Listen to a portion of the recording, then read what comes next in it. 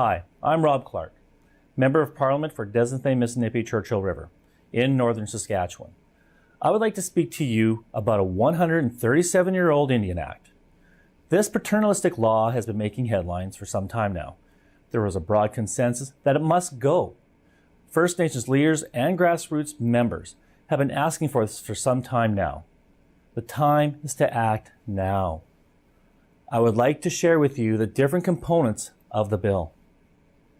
Under the Indian Act, First Nations have to ask permission of the minister to pass bylaws that affect their communities.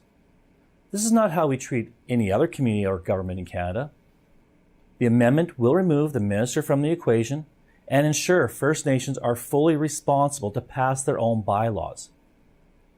Bands will also be required to publish their bylaws in a public place like websites, newspapers, so band members can be informed.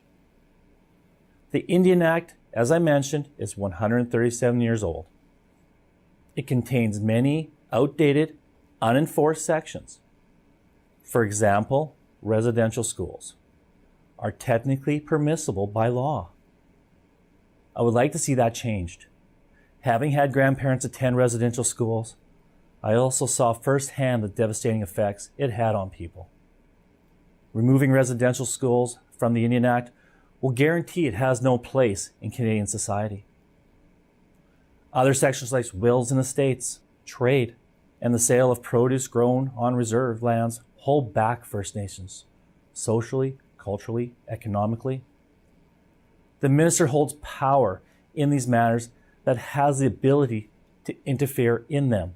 For instance, the minister can appoint the executor for a will and declare a will null and void. No other population in Canada is subject to such paternalism. By repealing these sections, my goal is to promote respect, independence, and equality for First Nations. The most crucial part of the bill is a mandate that will legislate an annual collaborative process to review the Indian Act and look at ways to replace it. With the input and help from First Nations, the minister will report back to the House any progress towards repealing the Indian Act. The bill is now in committee. This is your chance to give us your feedback. Please take the time to share your thoughts with me. Let's work together to enhance the lives of First Nations and all Canadians. Miigwech and hi-hi.